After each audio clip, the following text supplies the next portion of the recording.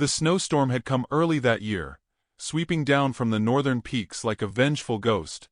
It howled across the empty prairie, dragging the scent of pine and smoke through the ravines, burying fences, and erasing paths men once thought permanent. By dusk, the land was no longer the same world. It was a white ocean, and Evelyn Carter's cabin sat like a lone ship adrift upon it. Inside, the air trembled with the thin crackle of her fire. She had stacked the last of her wood, each log a promise she could not afford to break. Her hands, raw and trembling, pressed against her shawl as she peered through the frostbitten window. The light outside was dying. She'd meant to fetch more firewood before the storm worsened, but the wind had risen too fast, too fierce. Now, all that waited beyond her door was darkness, and the long white throat of the storm. The widow's breath lingered in the chill. She whispered to herself the way the lonely sometimes did, softly enough that the sound might not be mistaken for prayer. "Just till morning," she murmured, voice breaking. "Hold till morning." The kettle hissed over the coals, steam ghosting upward. She looked to the wall where her husband's coat still hung, stiff with age, untouched since last winter. Samuel Carter had been a strong man, steady, kind, full of belief that spring always came again. But the mountain took him one night, when he'd gone searching for their lost mare in snow just like this. They found him weeks later, standing upright beneath the drift, his hands frozen around the rope he'd meant to save her with. Evelyn hadn't spoken much since. She'd learned silence was a form of survival too. The wind groaned against the door, a heavy hand pressing to come in.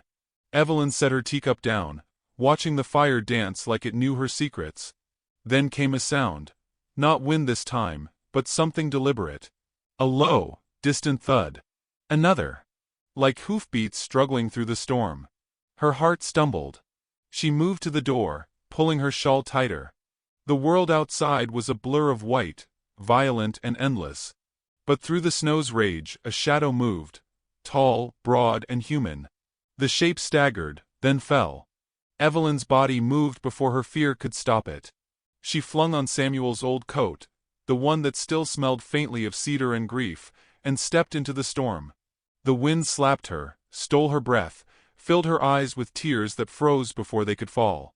She trudged forward, boots sinking deep into the drifts, until she reached him. A man collapsed in the snow, half buried, half alive. He was enormous, his skin dark bronze against the white, his chest bare, muscles roped with scars that looked carved rather than earned. Long black hair clung to his shoulders, tangled with frost. For a heartbeat, she thought he might already be dead. Then his hand twitched. "Sir!"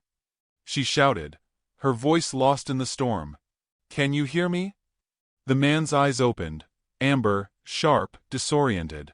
He tried to rise, but his strength gave out. Without thinking, Evelyn gripped his arm. It felt like lifting a tree trunk. But something fierce in her refused to leave him there. With effort born of fear and stubborn mercy, she dragged him toward her cabin, step by step, until they reached the threshold. Inside, she dropped him near the fire. He collapsed beside it, the warmth hitting him like a blow. Steam rose off his shoulders where the snow melted. Evelyn bolted the door and leaned against it, chest heaving. Only then did she realize the danger. He was Apache. Her pulse fluttered painfully. She'd heard the town stories, raids, murders, vengeance. But there was no weapon in his hand, only shivering fingers pressed against the floor. He looked more ghost than warrior. She hesitated, then reached for a blanket. "Don't move," she said, her voice firmer than she felt. He did not answer. She wrapped the wool around him, the fabric barely covering his massive frame. The firelight flickered across his skin, scars old and new, a body weathered by life and hunger. He looked up at her through lashes heavy with frost, eyes tired but alert. "Names." "Taza," he murmured, his accent thick, each word a weight. Evelyn paused. "You speak English?" He nodded once. "Little." She knelt, brushing melting snow from his face. "You'll freeze if you sleep." He managed the smallest smile. "Already did." Something in his tone, a rough humor beneath exhaustion, softened her guardedness. She brought him broth, lifting the bowl to his lips when his hands trembled too hard to hold it. He drank, eyes never leaving hers. She wondered what he saw: a frightened widow, a fool, a stranger whose kindness might yet turn to fear. When he finished, he slumped near the fire, breathing steadier now. The flames carved gold across his chest. Outside, the wind moaned low, almost human. Evelyn retreated to the corner, sitting on her narrow bed. She watched him for a long time, the way one watches the wild, fascinated, cautious. His presence filled the small cabin like a storm all its own. Hours passed. The blizzard deepened, its howl constant. Every so often, she'd add wood to the fire, catching glimpses of him. Eyes closed, hands open near the heat, a faint tremor in his jaw. When she dozed, she dreamed of her husband again, standing by the barn, snow in his beard, calling her name. But when she turned in the dream, it wasn't Samuel. It was this stranger, his gaze steady, his face both foreign and familiar. She woke with a start, her heart racing. Dawn came pale and broken. The storm had not ended, only slowed to a whisper. The world outside was white and clean, untouched. Inside, Taza stirred. His hair fell over his shoulders as he rose to sit upright. Evelyn spoke first, voice small in the stillness. "You should rest. The storm's not gone." He looked at her, studying her as if trying to decide something. "You live alone," he said, not as a question, but a truth. She hesitated, then nodded. "Why?" he asked simply. Her throat tightened. She could have said, "Because my husband is dead," or "Because the world forgot me," but she said nothing. Words felt too small beside the enormity of what had been lost. Taza's gaze drifted to the window, to the blinding white beyond. "Alone is bad," he murmured. "Alone makes ghosts."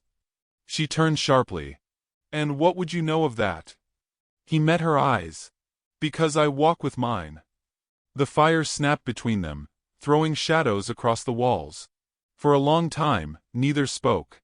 The weight of his confession hung there, fragile as breath. At last, Evelyn stood, moving toward the kettle. "You'll stay till the weather clears. After that, you'll be on your way." Taza said nothing, only watched the flame curl upward. Later, as she poured him tea, he spoke again, softly, almost to the fire itself. "You saved me." She tried to shrug it off. "Anyone would." He shook his head once. "No. Not anyone." Outside, the storm began to gather strength again, wind whistling through the eaves. Evelyn looked to the window, her reflection faint in the frost. She thought of the sheriff, of the town that had stopped calling since the funeral, of her own hands learning how to survive without warmth. When she turned back, Taza was standing. He towered over her, the blanket sliding from his shoulders, breath steady. For a moment, she feared he meant harm, but his eyes were steady, unthreatening, full of something strange, recognition, maybe, or sorrow. "You afraid?" he asked. Her lips parted. "Should I be?" He considered, then shook his head. "No. Not yet." He looked toward the door, then back at her. "Storm not done," he said. "It come again tonight." "How do you know?" she asked. He tilted his head toward the window, where snow began to fall once more in soft, slow flakes. "Because I can smell it." A pause stretched between them. The fire hissed. She wanted to ask where he would go, what ghosts followed him through the cold, but something in his stillness stopped her. Instead, she only said, "Rest while you can." Taza nodded, moving back to the fire. Evelyn returned to her chair, her pulse uneven. Outside, the wind began to rise again, a distant wail that sounded too much like a voice calling her name. The last image before the section closes is the two of them, an unlikely pair, silhouetted against the fire, the storm pressing closer, as if the wilderness itself had found their fragile cabin and decided to listen. And somewhere deep in that rising wind, a voice that wasn't hers whispered, "You are not meant to be alone." By morning, the storm had quieted, though the land still wore its white silence like a shroud. Frost coated the windows of Evelyn Carter's cabin, blurring the light that fought to reach inside. The fire had burned low in the hearth, a soft orange heart still pulsing amid the ashes. Taza sat beside it, cross-legged, sharpening a broken knife against a stone he'd found near the stove. The sound, slow, steady, deliberate, filled the room with a rhythm that almost felt like peace. Evelyn woke to it. She blinked at the stranger crouched near her fire, at the smooth movement of his hands, at the quiet purpose in every breath he took. For a moment, she forgot to be afraid. There was something grounding about his presence, something that made the cabin feel less like a coffin and more like shelter. He looked up briefly, eyes glinting in the dim light. "You sleep long," he said, voice rough but calm. She sat up, brushing hair from her face. "I didn't mean to. The storm." He nodded. "Storm is gone. For now." His words lingered, not just about the weather. She stood and moved toward the stove. The last of her flour sat in a tin, barely enough for 2 biscuits. Her husband would have scolded her for feeding a stranger. The town would call her foolish. Yet she stirred the dough anyway, letting her hands find purpose in the familiar. Taza rose to his full height. Even indoors, he seemed to fill the space. He reached for the door, opened it, and stepped outside into the sharp air. Evelyn watched him through the frosted glass, bare shoulders gleaming, black hair catching the faint light.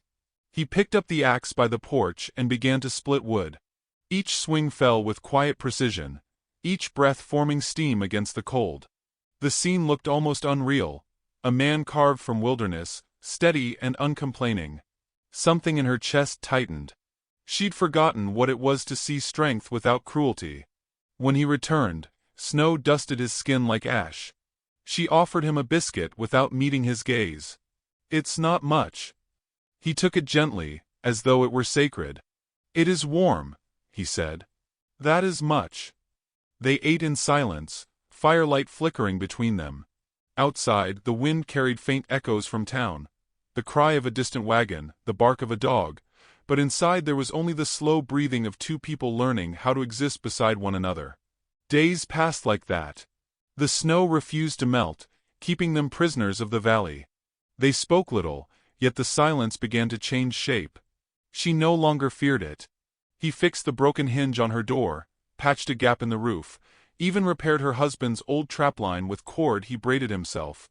When she thanked him, he simply nodded, as though gratitude were something unnecessary between souls who understood survival. One evening, while she mended a torn sleeve, Taza sat nearby, carving a small figure from pine. She glanced up, curiosity overcoming caution.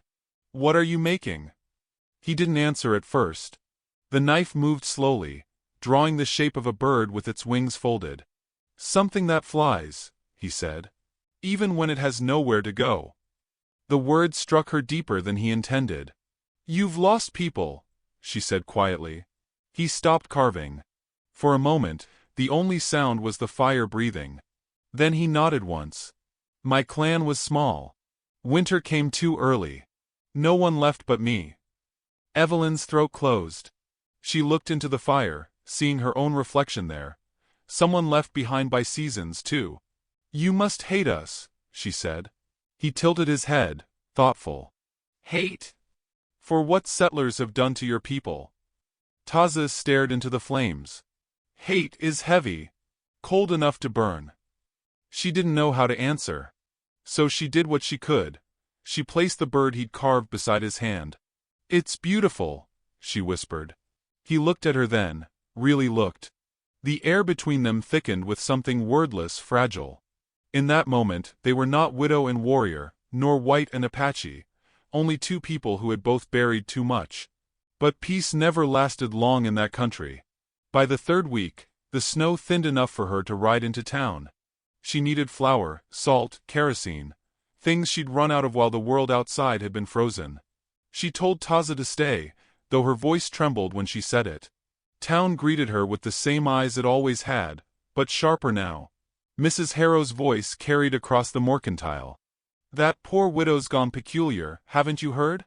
Took in one of them savages. Living with him up in the hills like husband and wife." Evelyn froze. The storekeeper avoided her gaze. Even the bell over the door sounded judgmental when it rang. She left quickly, pulse drumming, the shame almost physical. Snow began to fall again, thin flakes catching on her bonnet as she saddled the mare. Her mind filled with all the words people would say: unclean, desperate, lost. By the time she reached home, the sky was gray. Taza was outside, chopping wood again, the rhythm calm and endless. She dismounted roughly, anger cutting through the cold. "They think I've lost my mind," she said before she could stop herself. "They think I've—" she faltered, breath catching. "Because you're here." He paused, axe still raised. "And what do you think?" She swallowed hard. "I think you should leave before they come." He set the axe down slowly, the sound of it in snow too soft to be final. "Leave where?" "Anywhere but here." He studied her face, unreadable. "You afraid of them?" "No," she hesitated. "Of what they'll say." He took a step closer. The fire inside the cabin cast a warm halo through the open door behind him. "They already say it," he said. "So why fear what is already done?" She opened her mouth, then closed it. The wind sighed between them. "You are angry," he continued, his tone quiet, almost gentle. "But not at me." Her throat ached. He was right. She wasn't angry at him. She was angry at how small her world had become, how kindness now demanded a defense. Without speaking, she turned away, walking back into the cabin. He followed silently. The fire inside had burned low again. She knelt to add wood, hands shaking. He crouched beside her and struck flint before she could reach for the matches. Sparks leapt, caught, grew. For a long while they sat like that, side by side, faces half-lit, the fire between them crackling and whispering its small forgiveness. Evelyn spoke first. "They'll never understand." Taza looked at her, the flames reflected in his eyes. "They don't have to." Her gaze met his, and for the first time in months, she didn't look away. Outside, the snow began to fall heavier again, sealing them once more from the world that refused to see them. She didn't move when his shoulder brushed hers, didn't flinch when their breaths mingled. The fire roared higher, as if the storm itself leaned close to listen. And when the wind struck the walls, rattling the cabin with its fury, neither of them turned toward it. For the first time since Samuel's death, Evelyn did not feel the cold. But deep in the distance, faint as a memory, the echo of hooves began to rise, slow, certain, drawing nearer through the storm. The snow melted slow that spring, like the world had grown cautious about warmth. The river behind Evelyn's cabin broke first, ice cracking and sighing as sunlight returned to the valley. Buds began to press through the frostbitten earth, trembling toward light, as if testing whether it was real this time. Inside the cabin, the rhythm of life had found a strange peace. Taza mended a bridle by the window, fingers steady and sure. Evelyn swept the floor, humming softly, a habit she'd forgotten she once had. The house, once filled with ghosts, now carried the quiet sound of two people simply existing. No laughter, no promise, just a comfort neither spoke of. When she caught him looking at her reflection in the glass, he turned his eyes away. "You hum like the wind in the pines," he said, almost apologetically. She smiled faintly. "And you split wood like you're trying to wake the dead." He chuckled, deep and low, a sound that startled them both. For a moment, warmth spread between them, like sunlight on thawing snow. But it never lasted long. Peace was fragile here, and the town's memory was long. By the second week of thaw, Evelyn knew she couldn't delay the trip any longer. She needed flour, salt, lamp oil, supplies that her small garden could never replace. When she told Taza she would ride into town, he simply said, "I come." She shook her head. "You'd be safer here." He met her gaze with that quiet, immovable calm. "If danger waits, I meet it, not you." There was no arguing with that kind of stillness. And perhaps, deep down, she didn't want to argue. She'd grown used to the sight of him beside her, the sense of steadiness his presence brought. They left at dawn, the sky soft and gray. The road into town was half mud, half ice, bordered by naked trees whispering in the wind. Evelyn rode her mare, and Taza walked beside her, his long strides unhurried. When they reached the first cluster of houses, conversation faded. Windows stared. Doors cracked open, then shut again. At the general store she dismounted, keeping her chin high though her stomach twisted. Inside, the air smelled of tobacco and kerosene. The storekeeper, Mr. Delane, froze mid-measure with a scoop of beans. "Well," he said after a pause, voice flat. "Didn't expect to see you in town again, Mrs. Carter." "I needed supplies," she said simply. His eyes slid toward Taza, who stood at the door, silent, alert, his shadow long against the wooden floor. "I can see that." Delane's voice was sharp enough to cut glass. "Don't suppose you'll be needing any bullets, though. Got yourself protection, I see." Evelyn's cheeks burned. She opened her mouth, but before she could speak, Mrs. Harrow entered, wrapped in her usual gossip and perfume. Her gaze found Taza first, and her lips thinned like a blade. "My word," she breathed. "It's true then. You've taken one into your home." The store went still. Every sound, the creak of boots, the crackle of paper bags, died. Evelyn set her jaw. "He's done nothing wrong."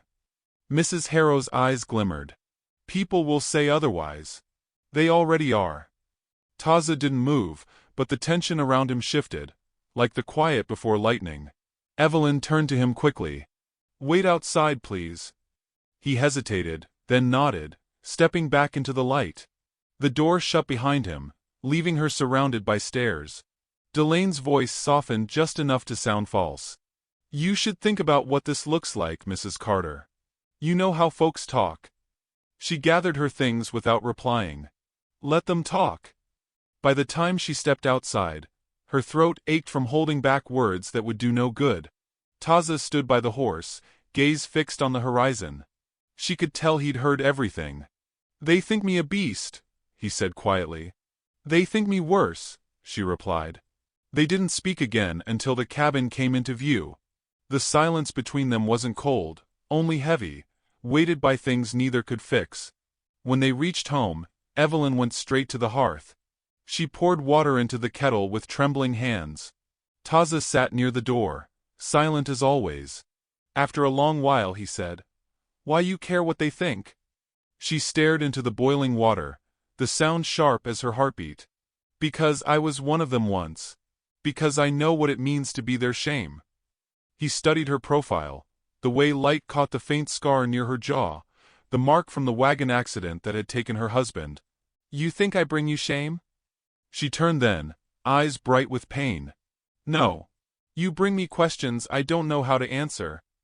He didn't press her. Instead, he rose and went outside, returning a few moments later with his arms full of fresh-cut pine. He set it near the hearth, then crouched by the fire. The smell of sap and smoke filled the cabin, grounding them both. That night, she dreamed of the town, of Mrs. Harrow's eyes, of the sheriff's badge glinting in the dark. She woke to the sound of boots outside. Taza was already up, knife in hand, breath slow. He motioned for silence. Through the thin wall came muffled voices. "Sheriff says he's seen the savage. Lives here now, like she's his woman. She ain't right. Should have left with her husband in the ground." The crunch of snow retreated slowly, the men satisfied with their coward's courage. Evelyn's hands shook. Taza lowered the knife, his expression unreadable. "They'll come again," she whispered. "Yes," he said. "They come because they are afraid." "Afraid of what?" He looked at her, the answer simple. "Of seeing their own faces." She didn't know what he meant then, not fully. But the truth of it lingered, long after he spoke. The next morning, she went outside to fetch water. The air was cold but bright, the kind that smelled of renewal. Yet before she reached the well, she froze. Someone had carved a mark into the post, a crude cross, the sign the town used for those they deemed unholy. Her breath caught. She reached out, fingers trembling over the splintered wood. Behind her, Taza's shadow fell long across the snow. "They do this?" he asked. She nodded, throat too tight for words. He studied it for a long time, then turned and walked toward the woods. "I fix it." When he returned, he carried a board carved with careful lines, two birds rising together. He nailed it over the mark. The sound of each strike echoed through the valley like a heartbeat. Evelyn watched, something fierce and unfamiliar stirring in her chest. When he was done, he turned to her, breathing hard, and for the first time, she saw the exhaustion behind his calm. You shouldn't have to fix what they break, she said. He gave a faint smile. Then I fix what I can. The sun dipped low, bleeding gold across the snow. She stood beside him, shoulders almost touching. Words weren't needed. The fire in the hearth that night burned brighter than usual, and for the first time, she didn't sit across from him. She sat beside him. Outside, the wind had softened, the forest whispering with the sound of melting snow. But far in the distance, faint as memory, a horse whinnied. Taza's head lifted, eyes narrowing. Evelyn's voice broke the quiet. Someone's coming? He listened a moment longer, then nodded once. Not Storm this time. Her pulse quickened. Then what? He turned toward her, his expression unreadable, but his voice was steady as stone. Men. The word hung in the air, heavier than the silence that followed. And as the last of the daylight vanished, the two of them stood in the dim glow of their shared fire, knowing that whatever peace they built was about to be tested by the world beyond their door. The morning came gray and soundless, heavy with the weight of what was coming. The wind was colder again, sharp as if winter had turned back to look one last time. Evelyn Carter stood by the window, hands pressed to the sill, watching the faint plume of smoke rise from the chimney. It should have been an ordinary day, yet every sound, the scrape of boots, the slow drip of melting snow from the eaves, felt like a warning. Taza was already outside, tightening the rope along the corral fence. His breath showed white in the air. He moved with that same unhurried strength, though something in the set of his shoulders told her he felt the tension too. The hooves she'd heard last night hadn't been ghosts. Men were coming, and the world would not forgive them for the peace they had found. She stepped out onto the porch, shawl wrapped tight. They won't just ride by, she said quietly. He didn't look at her. I know. She moved closer, boots crunching over frost. Then you should go. If you leave now. He turned then, meeting her eyes with a calm so deep it almost frightened her. If I leave, you stay alone again. The cold comes back. You'll be killed. Maybe. His voice was steady, but not running. Her throat burned. She wanted to shout at him, to curse his stubborn pride, but the words tangled in her chest. Instead, she whispered, You don't owe me your life. He studied her face for a long time. You gave me mine. The simplicity of it broke something in her. She looked away, blinking against the sting of tears. The wind picked up again, stirring her hair. In the distance, faint and growing louder, came the rhythmic thud of hooves. Taza moved toward the cabin. Go inside, he said. I speak with them. She followed him, refusing to be left behind. You think I'll hide while they do what they want? He paused at the door, the faintest trace of a smile ghosting across his lips. Then stand beside me. The sound of horses filled the clearing. 3, maybe 4 riders. Snow flurried around them as they appeared through the pines. Sheriff Lyle in his long brown coat, 2 ranchers from town behind him, rifles across their saddles. The sheriff dismounted first, boots sinking into the half-thawed mud. Morning, Mrs. Carter, he called. Didn't expect to see you keeping company still. Evelyn stepped forward before Taza could speak. He's done nothing wrong, Sheriff. Lyle's eyes flicked to the Apache, cold and narrow. Wrong is what the town decides it is. Taza stood unmoving, the wind curling around his bare arms. He looked like something the earth itself had carved. You come to take me? I came to end trouble before it starts, the sheriff replied. You pack your things and ride out by sundown. You stay, well, I can't promise what the others'll do. Evelyn's voice trembled but didn't break. He stays. Lyle's jaw hardened. You know what they're saying about you? About both of you. I've heard, she said. And I've stopped caring. One of the ranchers spat into the snow. You're protecting a murderer's blood, lady. Taza's eyes lifted to meet the man's. Blood is only red, he said softly. The insult hit harder for its calm. The rancher took a step forward, hand twitching toward his rifle. Lyle stopped him with a glance. Enough, the sheriff muttered. Then to Evelyn. You've got till evening. Don't make me come back. He turned to mount his horse, but something in her broke. If you take him, she said, voice rising. You take me too. The sheriff froze, half in the saddle. His gaze moved between them, calculation and pity warring in his eyes. You'll ruin yourself, he said. Already have, she answered. The wind hissed through the trees. For a moment, no one moved. Then Lyle tugged the reins and rode off, his men following, their silhouettes swallowed by the falling snow. When they were gone, Evelyn's knees nearly gave way. Taza caught her before she fell, his hands rough and steady around her arms. She looked up at him, shaking. They'll come back. You know they will. Yes, he said. But now they come for both. The fire inside the cabin crackled when they returned, the only sound in the stillness. She poured water into the basin, hands trembling. You shouldn't have let me speak like that, she whispered. Now they'll hate me too. Taza's tone was gentle. They hated before they saw me. You just gave them reason to say it out loud. He crouched by the fire, feeding it another log. The flames leapt higher, painting the walls in restless orange. She knelt beside him, close enough to feel the heat on her skin. What do we do now? He didn't answer right away. Then, we wait for the storm. She frowned. The storm's gone. His eyes flicked toward the window, where the wind was beginning again, thin threads of snow curling through the air. Not that one. Hours passed in uneasy quiet. The sky darkened early, thick clouds swallowing the last light. Evelyn dozed in her chair, jerking awake at every gust against the door. When the knock finally came, it was soft, too soft to belong to Mercy.